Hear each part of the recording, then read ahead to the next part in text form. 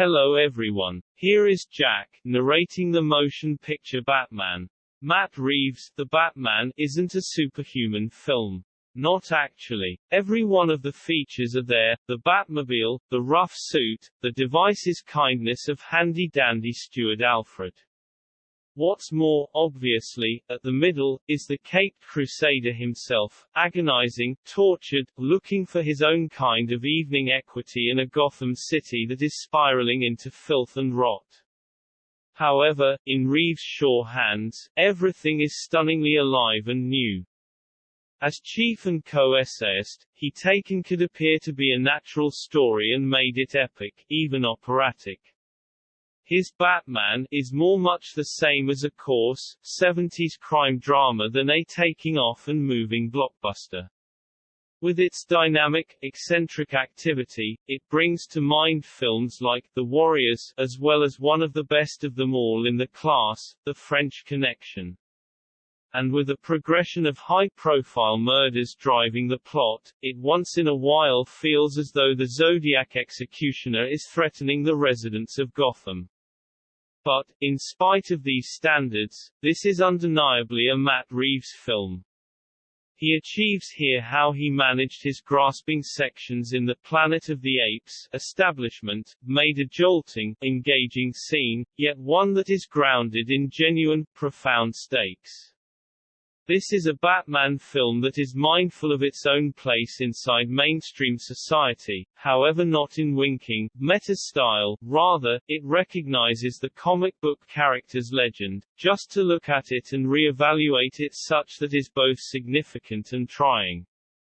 The content from Reeves and Peter Craig powers this legend to scrutinize his set of experiences as well as defy his motivation, and in doing as such, makes an opening for us as watchers to challenge the accounts we stick to in our own lives. What's more, with Robert Pattinson assuming control over the job of Bruce Wayne, we have an entertainer who's ready as well as ravenous to investigate this figure's strange, dim senses. This isn't the swank successor to a fortune slinking about, kicking ass in a cool outfit. This is Travis Bickle in the Batsuit, disengaged and baffled.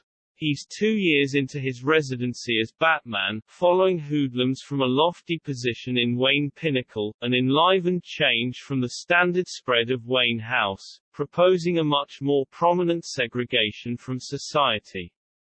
"They believe I'm concealing in the shadows," he articulates in an opening voiceover. "Yet, I'm the shadows."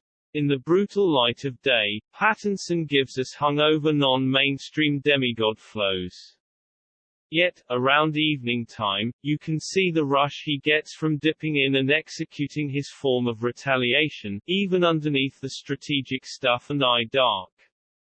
As he's displayed in basically every job he's taken since Twilight made him a worldwide genius in 2008, working with particular auteurs from David Cronenberg to Claire Denis to the Safdie siblings, Pattinson is at his best while he's playing characters who make you self-conscious.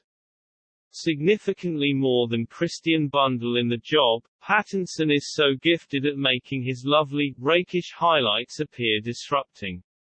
So when he first covered operatives on the outlandishly provocative Zoe Kravitz as Selina Kyle, lurking into her calfskin cruiser gear and shimmying down the emergency exit in her own quest for nighttime equity, there's an unquestionable flash of a charge in his eyes. Ooh.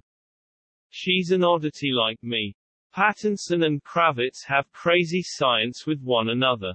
She is his match, actually and inwardly, constantly. This is no coy, murmuring Catwoman, she's a contender and a survivor with a dependable heart and a solid feeling of common decency. Taking cues from her part in Steven Soderbergh's cutting-edge spine chiller, Kimmy, Kravitz keeps on uncovering a savage mystique and calm strength. She's important for a killer's column of supporting entertainers, every one of whom gets substantial jobs to carry out.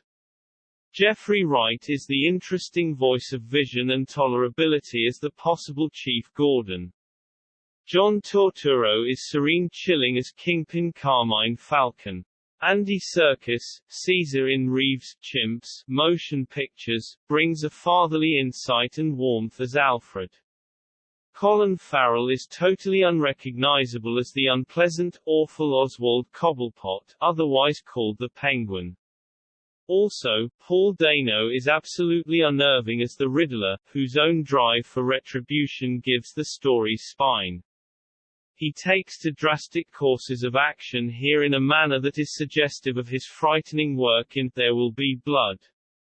His insanity is so extreme, you might end up suddenly snickering just to break the strain he makes. In any case, there's nothing entertaining about his depiction. Dano causes you to feel as though you're watching a man who's genuinely, profoundly upset.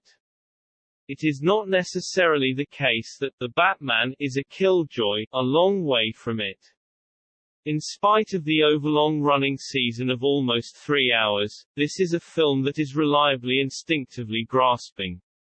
The coolest Batmobile yet, a strong vehicle that is straight out of Distraught Max, Rage Street, figures noticeably in one of the film's most heart-beating successions.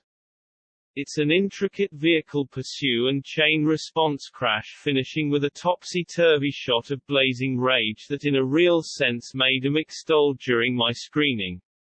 During a battle at a pounding nightclub, interspersed by throbbing red lights, you can feel each punch and kick. That is one of the additional convincing components of seeing this superhuman in his initial days. He isn't strong. And a shootout in a completely dark foyer, enlightened exclusively by the impacts of shotgun discharge, is both frightening and stunning. Enormously amplifying the force of scenes like these is the score from veteran author Michael Giacchino. Most popular for his Pixar film music, he accomplishes something else entirely with The BaTmAn, percussive and horn-weighty. It is enormous and requesting, and you will feel it somewhere down in your center. Working with specialists and craftspeople working in their prime, Reeves has made a film that figures out how to be ethereal yet significant simultaneously, significant yet impressionistic. Cinematographer Greg Fraser pulls off a similar kind of dazzling wizardry stunt he did with his Oscar-designated work in Denis Villeneuve's Ridge. Through heavy storm and neon lights, there's both a gauziness and a weight to his symbolism. His utilization of shadow and outline is magnificent, and accomplishes such a great deal to convey a feeling of premonition and pressure. I could compose a whole, separate article on the film's many purposes of red to recommend energy, risk, even expectation. Also, the ensemble plan from the incomparable Jacqueline Duran, with Dave Crossman and Glyn Dillon planning Pattinson's crude batsuit, put the perfect final detail on the film's cool, restless energy. This is the most gorgeous BaTmAn film you've at any point seen, regardless of whether it's not exactly a BaTmAn film by any means.